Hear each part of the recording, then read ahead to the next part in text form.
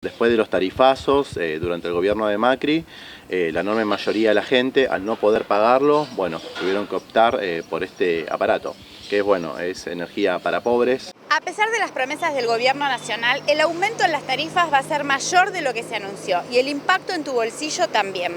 Hace unos días se oficializó que para el caso de la energía eléctrica, el aumento promedio a partir de marzo será del 22% para la región del AMBA.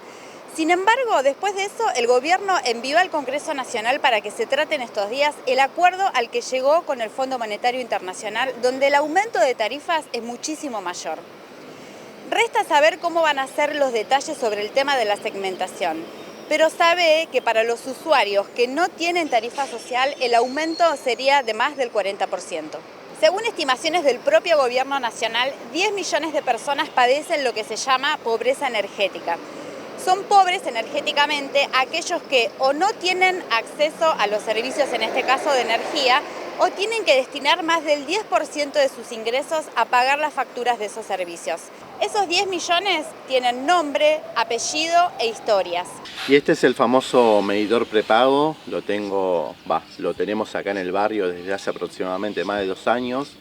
Prácticamente día por medio o todas las semanas tenés que cargarle saldo. O sea, tenés que ir a un kiosco, un almacén, cargar saldo como si fuera un teléfono celular y bueno, eso te da energía a tu hogar.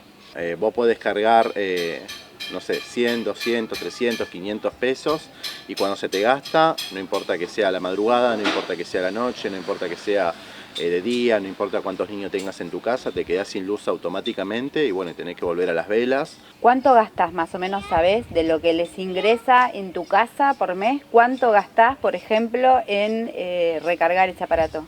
Más o menos en mi caso personal entre el 20 o 25% o más o 30 a veces de los ingresos totales que tenemos. Y la realidad es que acá en mi casa, donde somos 4 o 5 integrantes, quizás cada 4 días podemos llegar a gastar 400 pesos, 500.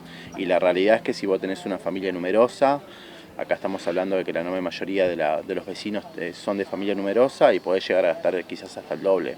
Por supuesto, los niños necesitan ver la tele, tenés que tener la heladera de forma prendida en todo momento, incluso ni hablemos del invierno. El invierno, o sea, el medidor prepago es terrible como traga billetes.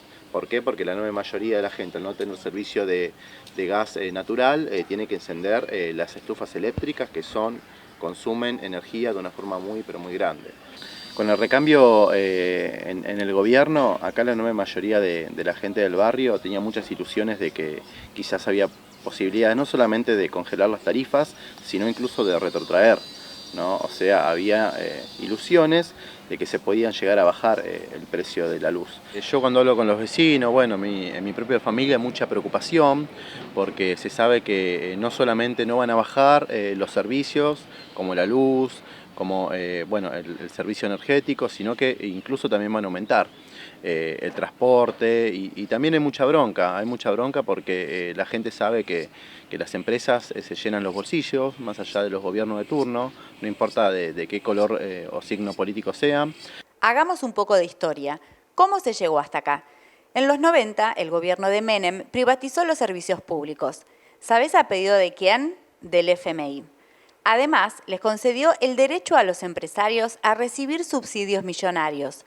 Todos los gobiernos que vinieron después mantuvieron esas dos políticas.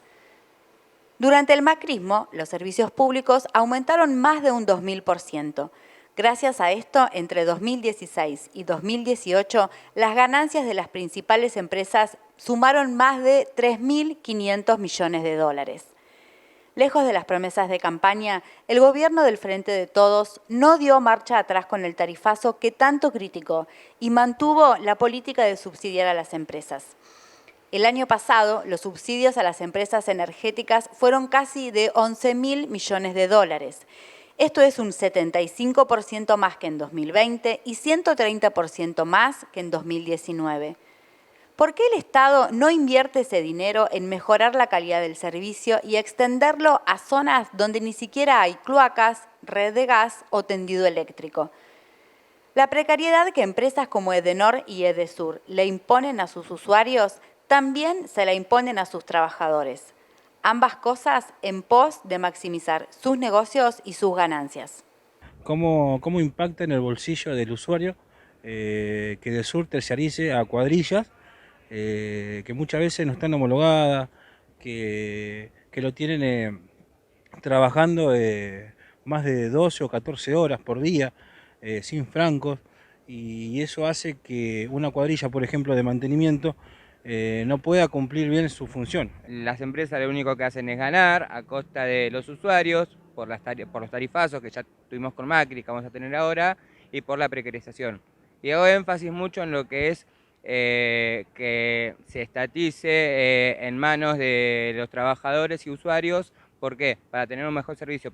La realidad es que nosotros tenemos que pelear, tenemos que llevar esta discusión a muchos laburantes, porque verdaderamente los servicios públicos deberían estar nacionalizados, deberían estar bajo gestión de los trabajadores, bajo los usuarios, que somos los principales en solucionar los graves problemas. Cada vez se vive muy pero muy mal, y bueno, en mi caso particular yo considero, digamos, que nosotros los laburantes no tenemos por qué vivir esta situación, no tenemos que resignarnos. El peronismo nos dice de forma permanente que tenemos que resignarnos, que tenemos que aceptar estas condiciones, que tenemos que vivir de esta forma, que tenemos que callarnos, y la realidad es que yo considero que los trabajadores tenemos que organizarnos, tenemos que llevar estas discusiones a otros laburantes y pelear por otro tipo de vida. Nosotros nos merecemos vivir en mejores condiciones y no merecemos vivir totalmente precarizados, no solamente en nuestras condiciones laborales, sino que también precarizados en nuestras vidas.